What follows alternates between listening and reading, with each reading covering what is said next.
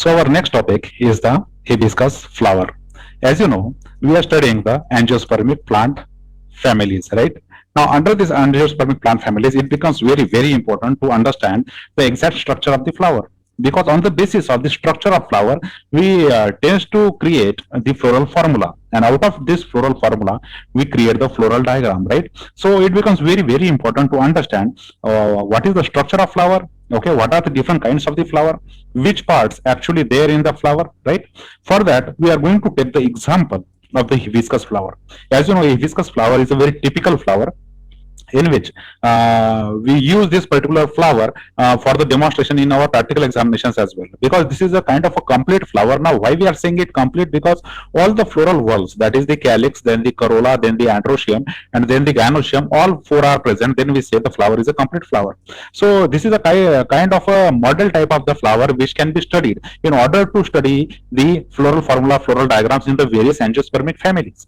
Okay, so let us discuss how the hibiscus flower is there. We are going to discuss all the basic things. Okay, whatever the basic things are there to get understand regarding the floral formula, floral diagram of the angiospermic plant families, that we have to discuss, and we should understand carefully how to create, how to study the particular flower of any family, and how to create floral formula out of it, and through that how to create the floral diagram as well, right? So let us consider how the hibiscus flower is there. Now, this is our syllabus, and we are dealing with the paper 1 and the chapter number 3, that is the phanerogamms, okay, under which we have to study gymnosperms as well as the angiosperms. And we are here at the Malvaceae family, in which we are going to see the particular flower in order to understand how to write down the floral formula and the floral diagram. Okay, now see, this is the back view of the flower of which belongs to the hibiscus genus. Okay, now what you first thing observe regarding this flower is the brightly colored petals. Okay, these are the petals, the individual members which are called petals are collectively called as the corolla. Okay, so the first thing, when you look at the Malvaceae member flower or the hibiscus flower, you come to know that there is a variously colored corollas are there, petals are there, and these corollas or the petals are very attractive for the insect pollination, right? But beside that, botanically speaking, we have to study the each and every aspect of the flower, okay, from the floral formula point of view, and that is why the other structures which generally we ignore while noting down the flowers. So consider here. See, this is called as the petal. That is the individual member of the corolla.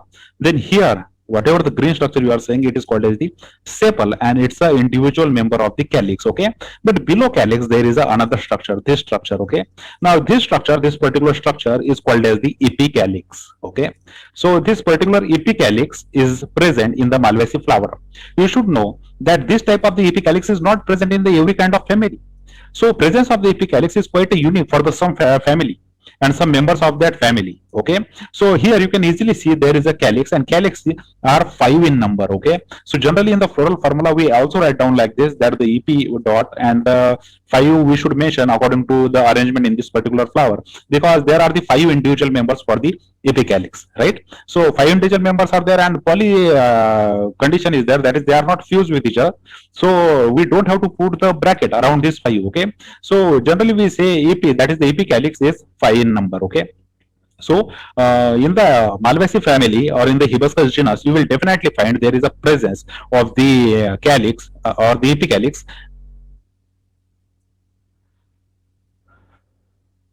So in the hibiscus genus, you will definitely find the presence of the epicalyx, and these epicalyx are generally 5 in number, although number can change from species to species. But what is important here, the epicalyx is present in these particular flowers. Okay, so the first thing you should observe regarding this flower is the epicalyx, which are 5 in number, and the second thing you should notice is that the flower is a pedicellate flower. Okay, now why we are saying it is pedicellate flower, because the pedicel is present. Okay, this becomes very important to describe during the flower description, that you should mention the word pedicellate, because pedicel is present, that is the stalk of the flower. The stalk of the flower is called as the pedicel. Okay, and that is why flowers are said to be the pedicellate flowers. Okay, so epicalyx are there 5 in number, and the gamo condition is there, the poly condition is there, and that is why no bracket is required in the floral formula, and the flower is a pedicellate flower because the stalk is present for the flower. Okay, now let us observe the second structure, okay, which is called as the calyx. Okay, after the epicalyx there comes the structure which is called as the epicalyx. Okay,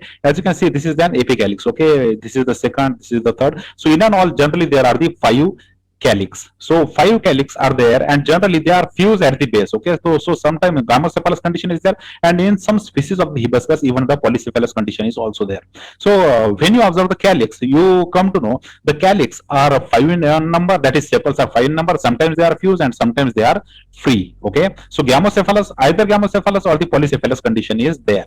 So when we talk about the estivation, okay, how the arrangement is there for this particular calyx, that is how the sepals are arranged in the calyx. What is the estivation of the calyx? So generally the two types of the estivation is found. Okay, the velvet type of the estivation is there generally, and sometimes imbricate type of estivation can also be seen. Okay, but generally there is a velvet type of estivation. Velvet type of estivation is that estivation which in which the individual members are aligned on the same radii. Okay, and so these particular flowers are showing the velvet type of the estivation in their calyx. Okay, so after the epicalyx there is a calyx in the Malvaceae family members, right? Now after the calyx, let us observe the corolla. Okay, and as you know, the individual members of the corolla are called as the petals. Okay, and now you can count the petal. Okay, see, 1, 2, 3, 4, 5. Okay, so five petals are there. Generally when you look at the flower, or when we look at the flower, the first thing we observe is the petals. Okay, so although it is not a complete flower when you notice only the petal, because petal is only the one individual part of the flower. Actually the flower is made up of the many structures. For example, pedicel is there, epicalyx is there, then the calyx is there, then the corolla is there, then the androecium is there, then the gynoecium is there. Okay, so many structures are there in a single flower, but when we generally observe the flower, we generally tends to attract towards the petals, because these are the brightly colored portion of that flower, right?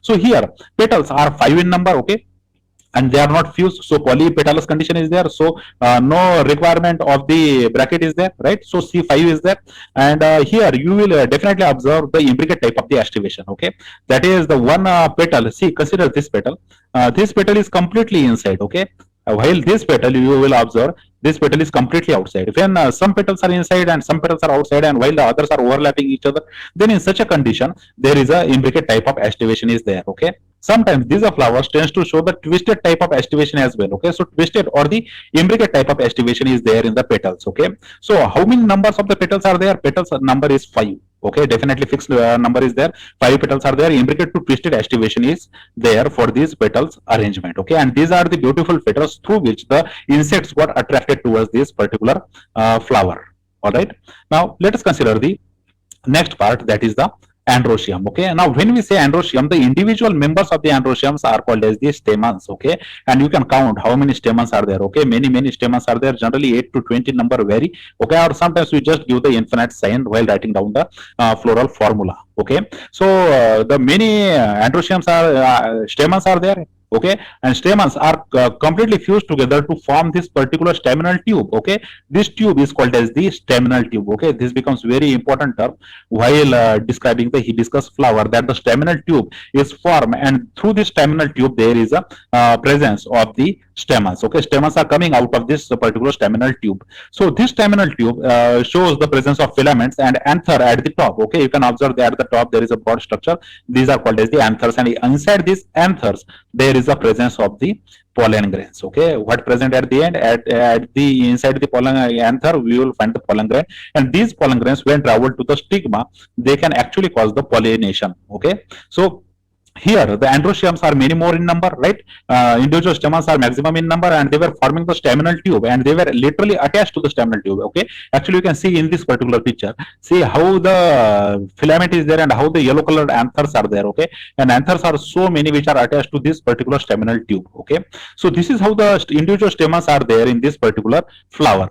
Then finally at the top we have the presence of the stigma. Okay, what you see at the top is the stigma, and stigma is 5 in number. Okay, actually you can count the number of stigma. Okay, see, this is the first one, second one, third one, and fourth and fifth one at the front side. So 5 stigmas are there, and this is only the stigma. Okay, generally when we say about, when we talk about the gynoecium is actually made up of the 3 parts. Okay, at the top we will have the stigma, then this stigma is extended by the style, and at the base we have the ovary. Okay, so here we have only the stigma, and this stigma will receive the pollen grains. Okay, so where the pollination takes place. So 5 stigmas are there at the top of the flower.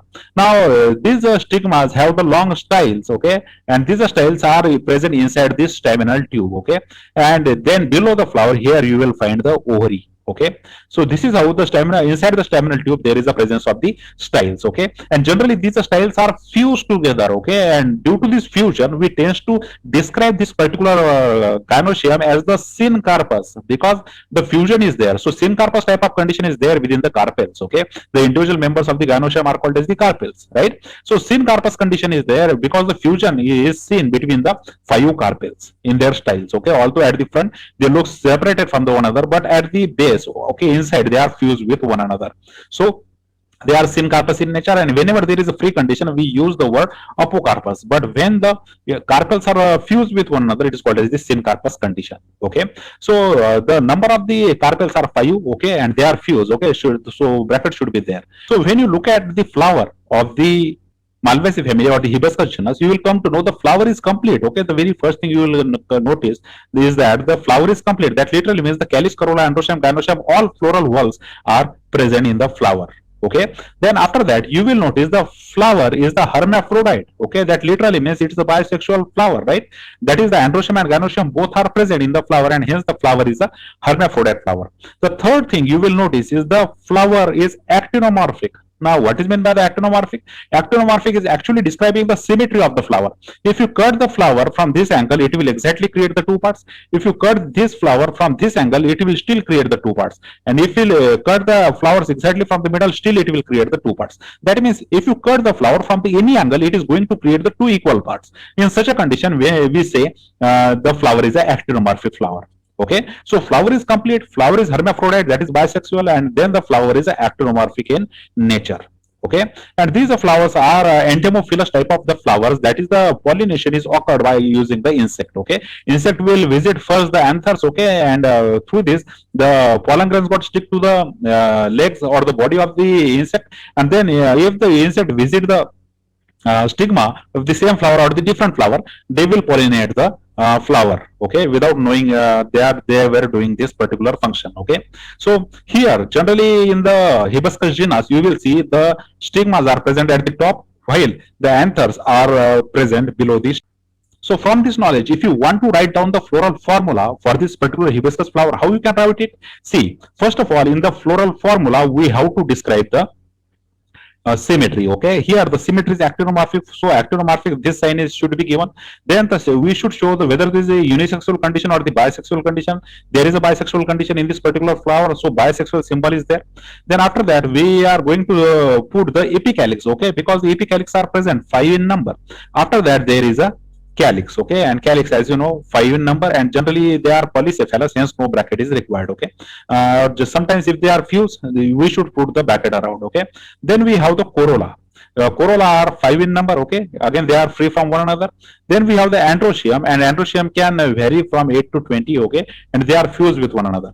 After that we have the gynoecium, and gynoecium are 5 in number, they are also fused, so bracket is required. Okay, so this is type of the floral formula we should write for the particular hibiscus flowers. Okay, it will change surely from species to species, because generally the epicalyx number or the calyx, gamocephalous or gamopetalous, this condition changes from species to species. Okay, actually in this flower as well the calyx are very fused at the base. Okay, and they are free at the apex. So gamocephalous and the polycephalous, both the type of the condition are found in this particular flowers. Okay, so this is how you should study the flower, right from the calyx to the corolla to the androecium and to the gynoecium. Okay, this sequence you should follow, and from this you should conclude whether the flower is complete or not, whether the flower is hermaphrodite or not, or whether the flower is actinomorphic, zygomorphic, or it is asymmetrical in nature. Okay, so you should be able to judge the symmetry as well. All right, and you should and from this knowledge you should write down the floral formula, and from the floral formula you can easily create the floral diagram. Okay, so this is how the hibiscus flower is there, right? Whatever the other things are there regarding writing the floral formula and floral diagram, we will discuss this in the next lecture. All right, so we should stop here. Thank you very much for your time.